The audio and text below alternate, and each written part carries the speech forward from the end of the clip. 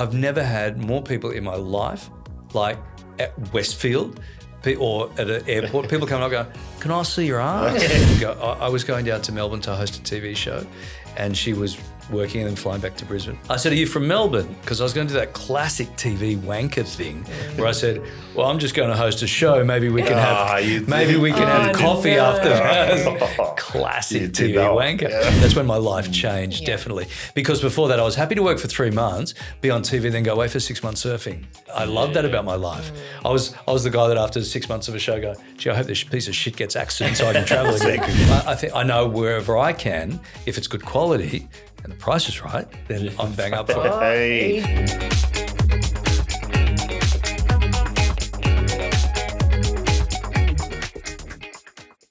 Castano fam, today's episode we have an Aussie legend of television. And if you ever watched TV and you yelled higher at any point watching The Price is Right, you already know who we have on. He is a gold Logie winner. He is a co-host of The Morning Show with Kylie Gillies. And the face that greets you on Chase Australia. From morning TV to primetime game show glory. Please welcome the one and only Larry Emdur. To no business being a Castano. How are you, Larry? How you going, man? I'm nervous. You two are freaking me out a little bit. I can tell because you got your Wonder Woman outfit on, and you got your like gangster outfit. Your wrestle me outfit. Thought I'd come in for a nice chat. It is a nice chat. It always is. Well, I'll be the judge of that. You're freaking me out for now. All right. I'm good. Man. Good to be here, guys. Nice to see. Yeah, I've never seen you out of lycra, and I've never seen you out of shorts with your big fat hairy legs sticking out. Which is a good start. We're at a good start. So, Larry, what's the latest? I saw that you've been doing the Ben Buckler, I think. Whiskey's busy. So you've got me in between. So I did the morning show this morning. I'm doing the Chase tomorrow, and whenever I'm not doing that, I'm on this whiskey thing now. Yeah. So it's something I didn't see happening. It was a business that I had not anticipated in a million years. Mm-hmm. I just wanted to make some whiskey for some friends for my 60th birthday last year. 60? Yeah. Oh, no way. Yeah. Oh, you said like that was like a sympathy. No, like you look incredible. Oh, yeah. I was like, you know what I got from that? It was like, I said I'm 60 and you went, oh, look, you're going to die soon. She's got a bit of work done, so she's got her face doesn't move. But no, you look great. Like seriously. Thank you, guys.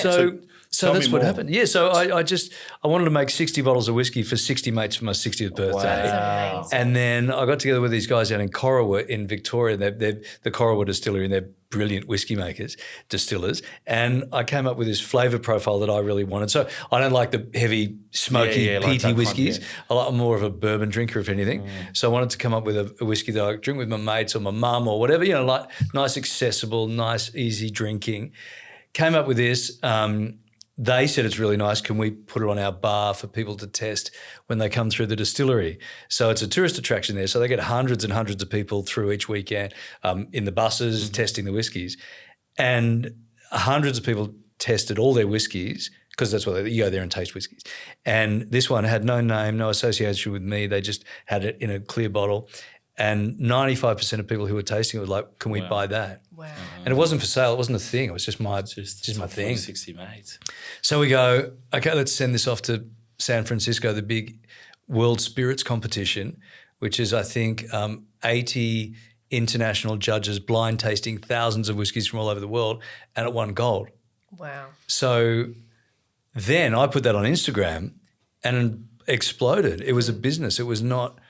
I had no idea. Wow. I'm not set up to do a TV bimbo, right? Yeah. And then all of a sudden, I've got all the big distributors calling me, all the cool restaurants, the bars. Where can we get it? So now, like a year after that, we're a year into it, and it's a thing. Wow. It's exciting. I love it. I love talking about it, and it's a real.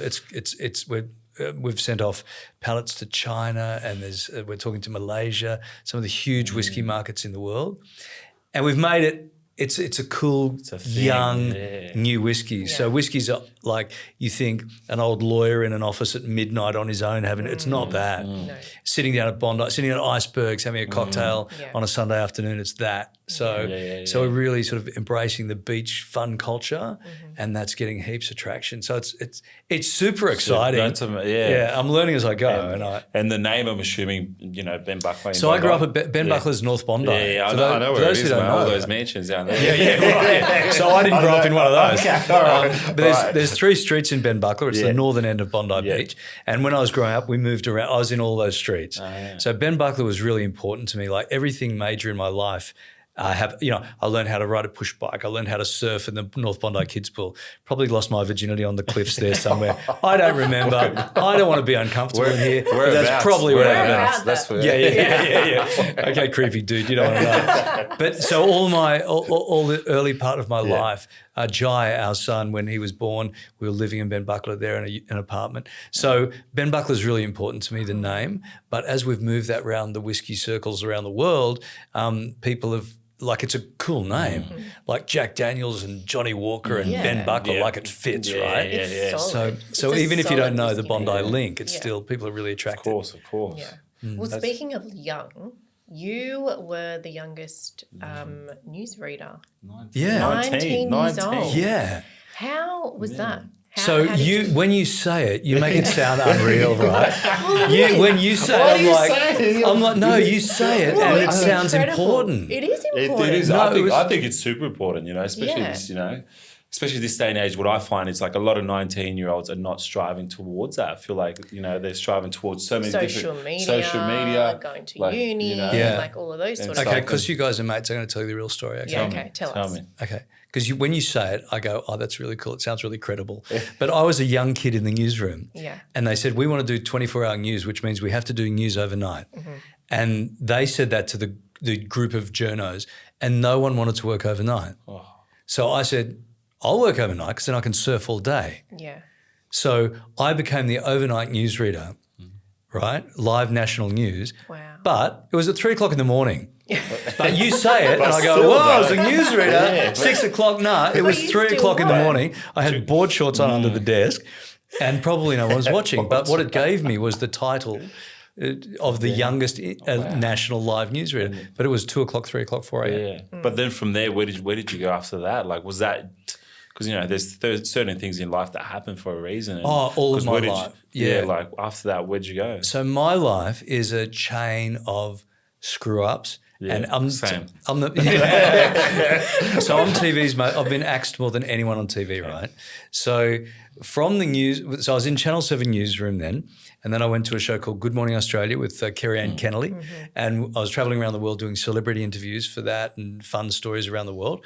And then they at Channel 10, they started to turn everything into a game show. So Channel 10 was losing the ratings really badly. And this guy's solution, the new boss's solution, was to turn everything into a game show. So every host in the network got a game show, and they ran out of hosts. And they had one more show, and I was the smiley, sort of happy reporter. So they went, you do the game show. I'm like, all right, so I'm going to be famous. I'm like, okay, I'll do it. So I did this show, the game show. It was called Family Double Dare, and it was axed after the first episode. The first episode. Wow.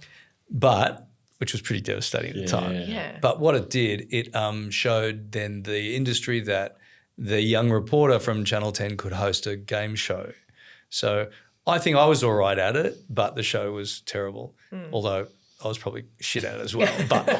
But from then I went on to a show called The Main Event, which was Channel 7's big show at the time, up against 60 Minutes. And it was Channel 7's only show that had ever beaten 60 Minutes on a Sunday night. And that was in 1991 or 92. That's where the game show stuff started. Right. There we go. But then I just got axed and I come back and get another thing and then another thing, and done a heap of shitty shows along the way. Yeah. There's been some good ones, but there's been more shitty shows. Yeah, Yeah. wow. That's How do you deal with that pressure? Like live So, TV and then getting on and just not knowing what the next thing is. So you mean about the axings and stuff like that, the career? Yeah. So when I was young and single, it was fine, right? Because you'd earn a bit of dough, you're working for 3 months or 6 months and you get sacked and you go, okay, I'll take there was a thing called a redundancy packages then. So I'd take my money, they'd pay you out for the rest of the year. I'd go and live in Bali for 3 months and go surfing and get drunk and have fun or travel wherever. But then once I got serious with Sylvie and the babies came along, that all changes, right? Yeah. So then it does become stressful and you're very conscious of what your contribution is and who other people who you need to support. So that's when that's when my life changed, definitely. Because before that I was happy to work for 3 months, be on TV, then go away for 6 months surfing. That was I loved that about my life. I was the guy that after 6 months of a show go, gee, I hope this piece of shit gets axed soon so I can travel again. So that was me, right? But then now I've grown into it. I understand the business now. I mean, now I'm nearly at the end, but I understand the business now and the machinations of the roller coaster ride. So I've always prepared for that. I've always had other property and stuff, and I've been busy outside it, a lot of corporate speaking, that sort of stuff. So when TV ebbs and flows, I can stop TV for a year or two and be totally fine. Yeah. And now I'm 61 this year, so I'm coming up to some sort of retirement age, I suppose. Podcasting looks bloody easy, so can't be hard. You just sit here and talk shit, which is pretty much what we do. Yeah, exactly. So let's I think looking at you, Larry, I think you look simply amazing. And let's talk about, I guess, like longevity. I think longevity is such a key thing, that a lot of people are trying to understand these days in terms of like nutrition, supplementation. Yeah. Do you kind of just balance lifestyle? Look, this, right? I know, because we've had these conversations at 5 o'clock in the morning while you're yelling at me. I think you'd look great. I think I go through phases, and which I do too. I think most people do. Yeah. I try and do something every morning. The alarm goes off at 4 o'clock every morning, and I try and do something. And even if that's a 30-minute walk or a 40-minute walk, I'm in various stages of training. I'll start. We started. I go hard for a few months, but what I'm finding now is with this age, then nothing changes, right? So I'll train really hard, and if I trained like that when I was 30 or 40. You see a difference like straight away or a couple of weeks. But what I do now is I do this thing where I go for 3 months, not see any change and get disheartened and chuck it out. But I think that's more like the steady kind of change. I think what we need to think about is like, the holistic approach, like even 30 minutes is for me personally, just even like for me, I haven't trained in about 3 weeks myself, but me going for a simple walk or going away on a holiday, like my mental clarity, my mental health is so much better than me not doing anything. So that's kind of what I really want to refer to, And I find if I don't do something, so I'm on the morning show, right? And then, so morning show today, and I have to get in there about 7:30. We're not on till 9. But I find the days that I don't do anything, if I just try and get up, have a coffee and breakfast and go to work, I'm so not with it. So not with it. And tomorrow we'll do, I'll be all day in the Chase studio and we do 3 shows back to back and they're intense, right? Yeah. So I have to be as on as I am at 8 in the morning at 6 o'clock at night. Yeah, wow. Questions. And I find I can't even start that day if I don't do something in the morning first. Yeah. And I got a stationary bike and even just 30-minute intervals just to wake up. But if I don't do that, I find my day, I reckon I'm functioning at 60, 70% if I don't do that. Yeah. Is that like a good night's sleep as well as like the night before? I mean, I try. Yeah, I try. And I don't drink. Like I don't drink. Sylvie's a vegetarian. My wife's a vegetarian. So we eat relatively well. Although when I'm out without her, I go pretty hard. Yeah. And then I come home and she'll say, what did you have at the pub with the boys? And I said, salad. Salad. I don't tell her about the schnitzel and cheese. But, so, in general terms, and then it's lifestyle, right? So we love traveling. We love going to dinner with friends. And now, funnily enough, the whiskey thing, which I did not see coming, I'll do half a dozen meetings a week with this thing. So all of a sudden I'm sitting down with people and tasting whiskey. Let's get some cheese and crackers and let's get some sweet potato fries. Like that's not how I would ever eat, ever. Yeah. And it's not a lot of food, but it's and I might have had 1 glass of wine a week before now. And I'm not drinking a lot. I haven't been drunk on my own whiskey, but it's still maybe 2 or 3 times a week socially. I'm talking to people. They want to taste it. They want to find the flavour notes in there. And so it's just my life's changed. Yeah. And now that I'm 60, it's hard to shake. It's hard to. I reckon I could train for 6 months and nothing would happen. Well, I'll probably say there would be something that happened, but I think the way we expected before, things don't move. But it's it's one of those things for me. Even like I said, I haven't trained in 3 weeks, but and being away from. But you're like what are you, 28 or something? 29 now? I'm 40 now. So you say it. What? That I'm 40 now. You say that. Awesome, mate. Like I definitely want to try this now. I reckon we should give it a crack. I want to give it a crack. I've been just looking at it and I want to have a try. What's the point? What's the point of just looking at it? Yeah, I've been looking at it and staring at it. So what I wanted to do with it, I just wanted to make it really accessible, right? Mm-hmm. So that, as I said, so my mum could enjoy it with her friends or my mates. And Sylvie's never had a whiskey in her life, but will now have it in. It's a beautiful cocktail whiskey. I've got a heavy hand, so I apologise. Not that much for me, please, mate. I know. I'll have a bit. Not that much for me as well. So I drink 4 times a year. Yeah, you do. Today's one of them. Are you For serious? you, Larry? 4 times a year. Only 4 times a year. Yeah, it's Okay. true. It's very true. Yeah. All right. Oh, that's very kind. Thank Yeah. you. Well, let's do it slowly. I'll run you through it slowly. Run me through it. So what you want to do, do you like smoky whiskies generally or not? Yes, yeah. So the first sip, you're just going to get a hint of that smoke and the sort of just a bit of peatiness at the top, right? And then by the third sip, you're getting into all the creamy notes, all the almonds and even cream caramel. And some people are finding Allen's lollies in there. Wow. And sort of, so go with it. Go with your first, just the first Just a little. shot Cheers. of cheers. Salud. Salud.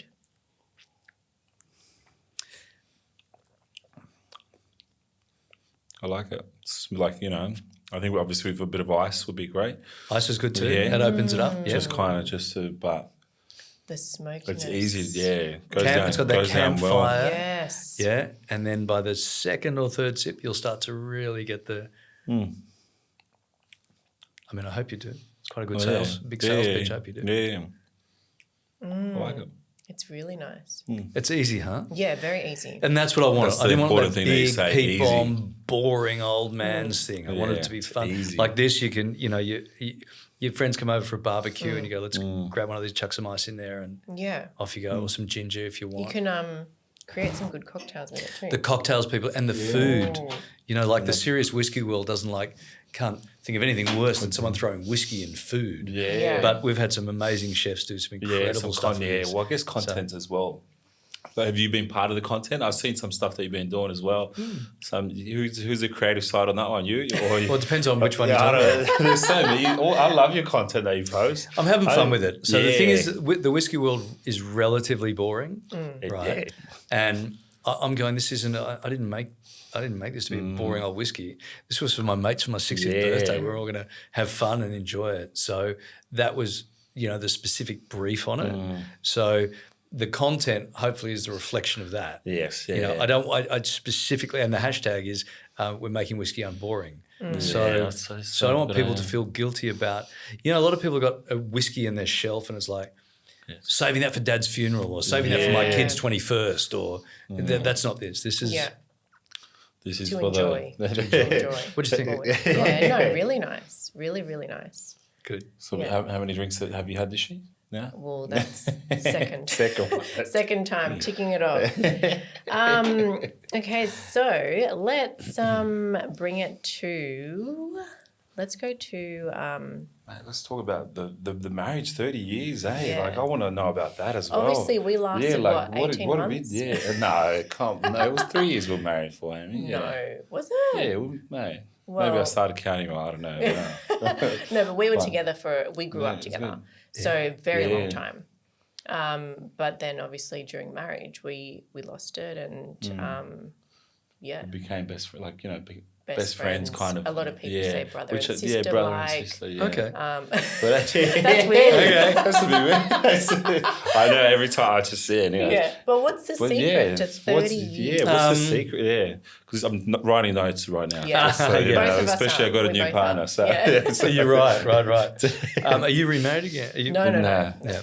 I'm waiting So- for it. So, It's hard, right? So we have fun. We've Yes. always had fun. We laugh a lot. We're best mates, and I think that's the thing. we had kids. So we weren't married. We weren't even married. We were dating not for very long at all when Sylvie fell pregnant. So we were brought together in this sort of explosion of what's going on here. How did you meet? Sylvie was a flight attendant, and she picked me up. Mm-hmm. But she will tell you, when you talk to her, she'll tell you that I picked her up. Okay. But I dispute that. Because I know it's hard to believe looking at this old man, but I was adorable. And so she was a flight attendant, the most beautiful girl I've ever seen in my life. She walked out of there, I just sat down. It was pouring rain outside. I was soaking wet. My jacket was wet. My shoes were it was a mess. I had hair. My hair was wet. And she just came up to me and said, "You look horrible." And I thought, oh, she's trying to hit on me here. That's a classic pickup, classic airline hostess pickup. Yeah. So we just started talking. I'm like, "Why are you flirting with me?" She went, "I'm not. You just look horrible." I said, "Well, okay." Here we go. So we spoke a little bit, while she was working and handing out coffees and teas and stuff. And then when we got off the plane, we were, I was going down to Melbourne to host a TV show, and she was working and then flying back to Brisbane. I said, "Are you from Melbourne?" Because I was going to do that classic TV wanker thing where I said, "Well, I'm just going to host a show. Maybe we can have coffee after that." Classic TV wanker. Yeah. And she went, "No, I'm flying back to Brisbane." I said, "Do you live in Brisbane?" She said, "No, I live in Sydney." I said, "I'm in Sydney. Where are you, Double Bay?" And I said, "Bondi." And I said, "Well, maybe we'll go for coffee one day." And then she gave me, I gave her my number. I'd written down my numbers on a piece on the serviette. Yeah. But I never got a chance to give it to her on the plane. So now we're walking along, and I give my number. And what I wrote my home number, my mobile number, and my mum's number. The double. Adorable, right? Yeah. Like cracker. Yeah. Hammer time. And she's just gone, oh. And then she goes, "I'll never call you." Because obviously she, gorgeous flight attendants gets hit on all the time. She goes, "I'll never call you, but here's my mum's number. If you get past my mum, maybe you can take me for coffee." So I called the next morning at 7 o'clock in the morning. Wow. And Sylvie answered. And I said, if you don't know my name, then you give your number to everybody else. Yeah, so, that's a good one. Sorry. Yeah. And that's it. And then we spoke for 6 weeks before she agreed to have a coffee with me. There you go. And that was it. How good is that? My partner's a flight attendant. Yeah. The one I'm dating now. Yeah. So I'll keep tabs. Yeah, keep tabs. I'll go through her phone every time. No, I'm kidding. Relax. Or am I? Wow, that's it. And then I think so. The relationship came together in a bit of a storm. Yeah. And then we've just, been great mates ever since. Very open and honest relationship. Tumultuous at times because my work is on and off, and I'm going well, and then I'm doing nothing, and it's more stable now. But there's been times where I've been unemployed for a year off TV. Yeah. But I've done other stuff. I've done radio and I've done corporate work and all that sort of stuff. So she's been very resilient in her thinking of, wanting to hang out still. Well, maybe otherwise we go, well, this isn't what I married the Price is Right guy, and I've got an Uber guy, so no. During those, I guess, lows in your career, what sort of gets you through? I know you've spoken about doing other things and stuff, but I guess in earlier days, what would you have done? Yeah, I think, look, there's been times in my career definitely where I've thought TV's not for me. And that's where I shored up other things. Like I started to get into some investing in property, doing a lot in the corporate speaking circuit. I've done quite a lot of radio as well. So I've always made ends meet, even away from TV. And it was just a time of looking for other things, right? So looking for other opportunities. So I never sat down and cried, and I just went, okay, fine, what's next? So, and because I got kicked out of school when I was very young, like I'm not entitled to do any of this stuff that I'm doing. So I was out of school when I was about 16. So kicked out for failing English and maths, and I failed everything. Yeah. Wow. So I have no real right to be, the host of The Chase, my God, or hosting the morning show. So I feel very lucky actually that I'm still here. Yeah. It's amazing. Yeah, that is amazing. Yeah, I love that. Because for me personally, I suffer from that imposter syndrome where I feel like the things that I achieve, I'm not worthy of actually achieving them. So it's kind of good to hear another perspective like yourself now, where you're like, you know what? Well, I really thought that last year with the Logie, when I won the Logies last year. That was actually going to be my next question. I want to see the tattoo. Did you got a tattoo? I want to see it. Here's the weird thing, right? If you ask for it, it'd be fine. You asking to see my ass is creepy, man. I like it. I'm just going to say it. I'm into asses. I don't know what sort of podcast this is, but if this is an ass-looking podcast. It's into whatever. I'm into asses, So I definitely at the Logies time, I thought, I don't belong in this at this level of this game. Sure, I've been here a long time and the wheels are turning and I can host a show and sure. But I saw all the other people at the Logies for the gold. They're all superstars, right? And I've never considered myself that. I've considered myself a host and I host the show, but I'm looking at all these other people, Robert Irwin, Sonia Kruger, Julia Morris, Andy Lee. These are all people who, jump out of their shows and they're superstars, and I'm not that kind of host. I'm in the machine. Yeah. Do you know what I mean? I'm not above it. Interesting, because I see you as a superstar. Yeah, same. So when you sit here, I view you as a superstar. So I think even hearing that coming from you, I'm even okay, but it's still weird that you asked to see my ass. Yeah, I want to see any superstar's ass. Any superstar's ass, I need to see. I still can't make sense of that. I've seen a few. Jono wants to tick that off his list. I've seen a few superstars' asses. Jesus. So I'm going to have another sip of this. Yeah. Oh, geez, sorry, guys. Well, while Jono does that, we do this thing called high, low, Castano. And we just want to know what your high of the week was, your low of the week was. And Castano is something random. So like something random, shocking, surprising that happened to you this week. Okay, high of the week is we've just introduced a new board for the whiskey. And keep in mind, last year this was not a business. Wow. And I've just brought in two of the most important people in I believe in this business, and that to me signals that this thing's just going to explode, right? Beyond my wildest dreams. And it'll take time. It's a 3-5 year plan. But 100%. This week, this business, it marks. I said at the meeting at the end of last week, this is day one of this business. So we've messed around with it. It's been fun, but now these two guys are coming in and going, we know how to make big business. Yeah. So that for me is my high. Congratulations. My low is your former husband asking to see my ass. I don't even know how to. Shocked. I'm not shocked. The funny thing is this, right? Here's the funny thing. Tell me. So I don't know if you know, I got a tattoo on the Logie on my ass the day after, because I said I'm not going to win this thing, so it's crazy. But if I win it, I'm going to get the Logie tattooed on my ass. And where did you announce this? At the Logies. Oh, okay. Well, I said it before in a couple of radio interviews. Yeah. And then I said it on stage at the Logies, said I'm going to do it. So I had to do it live on TV on the morning show the next day. Wow. But I've never had more people in my life, like at Westfield or at an airport, people come up and go, can I see your ass? And Jono was one of them. And John's one of them. Yeah. So that was so now I've got this thing where wherever I go, people are like, can I see your ass? You're an 85-year-old woman. What do you want to see? As though I'm not going to take my pants off in Westfield for you, unless you promise to buy Ben Buckler. That's a good day. That's a good punchline. Yeah, exactly. So that's the low, and something random, funny. Yeah.